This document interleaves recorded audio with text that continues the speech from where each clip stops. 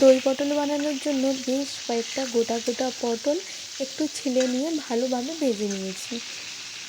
পটলটা ভাজা হয়ে গেলে গরম তেলের মধ্যে একটু জিরে ফোড়ন আর একটা শুকনো লঙ্কা ফাটিয়ে দিয়ে দেব। আর দিয়ে দিচ্ছি সামান্য চিনি, যাতে ব্যালেন্সটা ঠিকঠাক থাকে। আর একটু টমেটো কোচানো দিয়ে দিলাম। এটা একটু ভালো করে নেড়ে চেড়ে নেব। নিয়ে একটা মশলা করে রেখেছিলাম আগে থেকে, যেটা ছিল হলুদ, লঙ্কা, একটু জিরে গুঁড়ো দিয়ে একটু মশলাটা করা ছিল জল দিয়ে। এটা এই জন্য দিলাম না যাতে নিচে না লেগে যায়। এবারে এটা ভালোভাবে একটু নাড়তে থাকবো যতক্ষণ না তেল ছাড়ছে।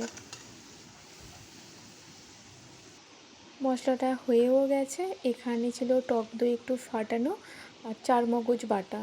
এবারে এগুলোকে একটু ভালোভাবে নাড়াচাড়া করে নেব যাতে ভালোভাবে মিশে যায়। মশলাটা ঠিকঠাক পাক আসলে তারপরে দিয়ে দেবো পটলগুলোকে, যেগুলো আগে ভেজে রেখেছিলাম। এখানে মশলাটা প্রায় হয়ে এসেছে।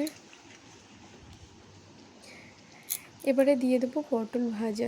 আর কথা বলতে বলতে তোমাদেরকে একটা কথা জানাই যে এই রেসিপিটা কিন্তু পুরোটাই আমার বৌমনির, কেননা ও বানিয়েছিল আর আমাকে বলেছিল, সেটাই আমি শুধু লিড দিচ্ছি, ভয়েস দিচ্ছি। পুরো রেসিপিটাই ওর, ও আমাকে দিয়েছিল বলেই আজকে আমি রেসিপিটা তোমাদের সাথে শেয়ার করছি। তো তোমরা অবশ্যই বাড়িতে একবার করে জানিও কেমন লেগেছে। আমার তো খুব ভালো লেগেছে। এবার একটু দিয়ে দিচ্ছি গরম মশলা, দিয়ে একটু নাড়াচাড়া করে নেব। বেশিক্ষণ লাগবে না, কেননা পটলগুলো এমনিতেই সেদ্ধ আছে, আগে থেকে ভালোভাবে ভেজে রাখা। আর দিয়ে দেবো উপর থেকে সামান্য একটু ঘি।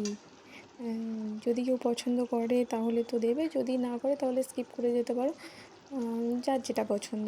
ধনেপাতা থাকলে এর উপরে একটু ধনেপাতাও কুচিয়ে দেওয়া যেতে পারে, তাহলে স্মেলটা একটু সুন্দর আসে। আমার কাছে ছিল না তাই আমি দিইনি, আমি গরম মশলা দিয়ে দিয়েছি। আর হ্যাঁ, তোমরা যদি ধনেপাতা দাও তাহলে গরম মশলাটা দিও না। ব্যাস, এখানে রেডি দই পটল।